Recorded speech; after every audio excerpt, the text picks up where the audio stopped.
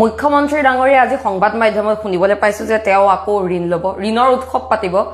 এতিয়া এষাৰ কথা ক'ব মন গৈছে, মেকুৰীয়ে বিপদত পৰিলেহে গছত বগাব বিচাৰে, বিপদত নপৰিলে গছত বগাব নিবিচাৰে। লগতে এই কবিতাটো মনত পৰিছে, সুখ নাই কত ধৰুৱাৰ, অনুমাত্ৰ সুখ নাই চিৰ ৰোগীয়াৰ। মুখ্যমন্ত্ৰী ডাঙৰীয়া যে ঋণ লৈছে, মানে ঋণ লৈ গৌৰৱ কৰে, তেওঁ চিভিল ভাল এনেধৰণৰ কথা কয়। এতিয়া যে ঋণ লৈ পেলাই কৰিছে কি? উৎপাদনমুখী কাম কৰিছে নে নাই, উন্নয়নমুখী কাম কৰিছে নে নাই, সমাজমুখী কাম কৰিছে নে, সেইটোৱে ডাঙৰ প্ৰশ্ন। ঋণ লৈ কাৰ পকেট মানে গৰম হৈছে, ঋণ লৈ কাৰ ঘৰ মানে উন্নয়ন হৈছে, উন্নতি হৈছে, সেইটোহে আচল কথা।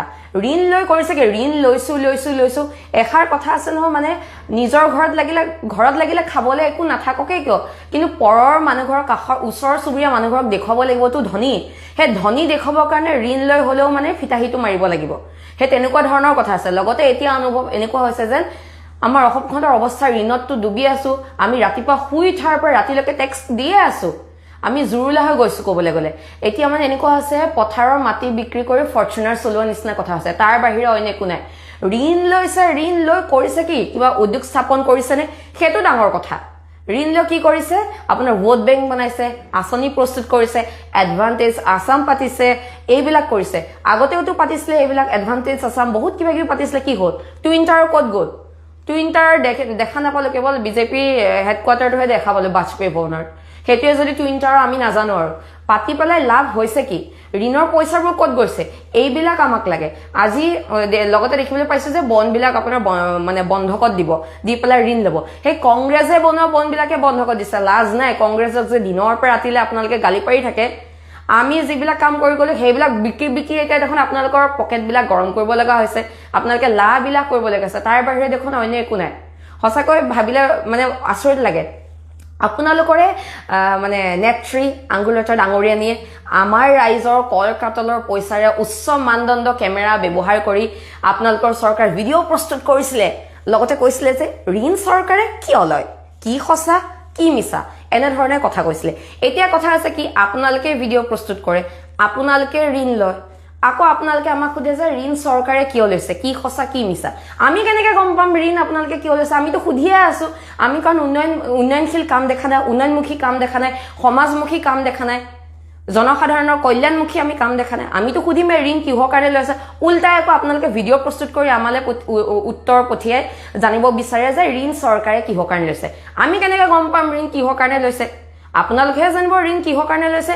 লগতে আমাৰ সন্মানীয় অসম প্ৰদেশ কংগ্ৰেছৰ সভাপতি ভূপেন কুমাৰ বৰা ডাঙৰীয়াই খুব সুন্দৰ এটা মন্তব্য দিছিলে ঋণ লোৱাৰ সম্পৰ্কত। যিহেতু ভূপেন কুমাৰ বৰা ডাঙৰীয়াই তেওঁ দেখিছিলে যে অসমখন ঋণত ডুব গৈ আছে আৰু অসমখন যে মৃত্যু মুখত পৰি আছে,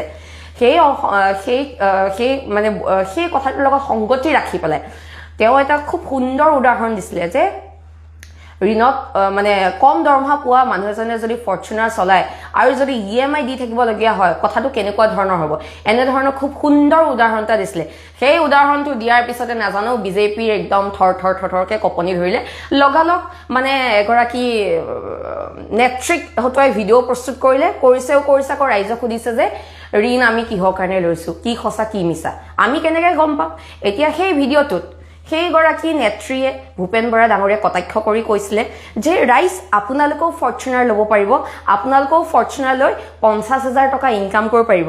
হেৰ' ফৰ্চুনাৰ লৈ পেলাই আমাৰ নিচিনা সাধাৰণ মানুহে 50,000 বাদ দিয়ক 5 টকা এটা ইনকাম কৰিব নোৱাৰে। কাৰণ পদলিয়ে টোলগেট স্থাপন কৰিছে আপোনালোকৰ চৰকাৰে। ঘৰৰ পৰা ওলাই গ'লে টোলগেট বুলি ক'লেও বেয়া নহয়। আপোনালোকে পদলিয়ে টোলগেট স্থাপন কৰিছে, তাৰ পৰিপ্ৰেক্ষিতত এই ফৰ্চুনাৰ লৈ ফৰ্চুনাৰখন ভাড়াত দি 50,000 বাদ দিয়ক 5 টকা এটা ইনকাম কৰিব নোৱাৰি। আপোনালোকৰ কাৰণে টোল টেক্স ফ্ৰী, আপোনালোকৰ চৰকাৰ যিহেতু আপোনালোকে ফৰ্চুনাৰলৈ ব্যৱসায় কৰিব পাৰিব, জিম খুলিব পাৰিব, আপোনালোকৰ কাৰণে চব অপেন। কিন্তু সাধাৰণ জনতাই ফৰ্চুনাৰ লৈ পেলাই ব্যৱসায় কৰিব নোৱাৰে, বুজি পালে? আৰু ঋণ কোনবিলাকে লয়? আমাৰ গাঁৱলীয়া ভাষাত মানে কাবুলি বুলি কোৱা হয়, যিবিলাকে ঋণ লৈ ধৰুৱা হৈ যায়, সম্পত্তি বিক্ৰী কৰি দিয়ে, সেইবিলাকক কাবুলি বুলি কোৱা হয়। আমাৰ জনমূৰি আয় কিমান আপুনি ক'ব পাৰিবনে? মুখ্যমন্ত্ৰী ডাঙৰীয়া এইখন চৰকাৰ সুধিছো, ঋণ যে লৈ আছে, ঋণ লৈ কি কৰিছে মানে ভাবিলে আচৰিত লাগে। চিভিল ভাল বুলি কৈছিলে মুখ্যমন্ত্ৰী ডাঙৰীয়া, চিভিল লৈ গৰ্ব কৰে যে মোৰ চিভিল ভাল, বেংকে ঋণ দিয়ে। আঙুলতা ডাঙৰীয়াও ভিডিঅ' প্ৰস্তুত কৰি কৈছে যে এইখন চৰকাৰৰ চিভিল ভাল হলে প্ৰত্যেকজন ব্যক্তিয়ে ঋণ ল'ব পাৰে। চিভিল ভাল হলে ঋণ যে লৈ থাকিব সেইটো কি কথা হ'ল মানে যেতিয়াই মন যায় ঋণ লৈ থাকিব নেকি ঋণ লৈছে কিন্তু উদ্যোগ স্থাপন কৰিছেনে উৎপাদনমুখী কাম কৰিছেনে সেইকাৰণে এতিয়া ক'বলৈ বাধ্য হ'ব লাগিব যে একে দুই মামা মানে আমাৰ জুই তাৰ বাহিৰে অন্য একো নাই এতিয়া এনেকুৱাহে অনুভৱ হৈছে মানে কেৱল এইখন চৰকাৰ কাৰণে সকলো সুলভ টোল টেক্সৰ পৰা আদি কৰি কিন্তু সাধাৰণ জনতাৰ বাবে একো সুলভ নহয় সেইকাৰণে এই ঋণ লৈ আছে লৈ থাকক কথা নাই আমি সাধাৰণ জনতা আছো আমি গাৰ কাপোৰ বিক্ৰী কৰি হলেও হাত ভৰি ভাঙি হলেও মানে আমি ধাৰ পৰিশোধ কৰিম আমি আছো নহয় আপোনালোকে কেৱল লওক ঋণ লওক নাচবাক কৰক আঁচনি প্ৰস্তুত কৰক ভোট বেংক বনাওক মানুহক এলেহুৱা কৰক বাকীখিনি কাম আমি সাধাৰণ জনতাই কৰিম চিন্তাই নকৰিব সেইকাৰণে কৈছো ৰাইজ এইখন চৰকাৰৰ দিনত কিন্তু আমি কাণ নাক চকু সকলো খুলি ৰাখিব লাগিব নহবা এইজন ৰজা এদিন ৰাইজৰ তেজেৰে বনভোজ খাব মই এষাৰ কথা কৈ আহিছো আজি কম এইখন চৰকাৰে ৰাইজৰ তেজেৰে এদিন বনভোজ খাব তাৰ বাহিৰে অন্য একো নহয়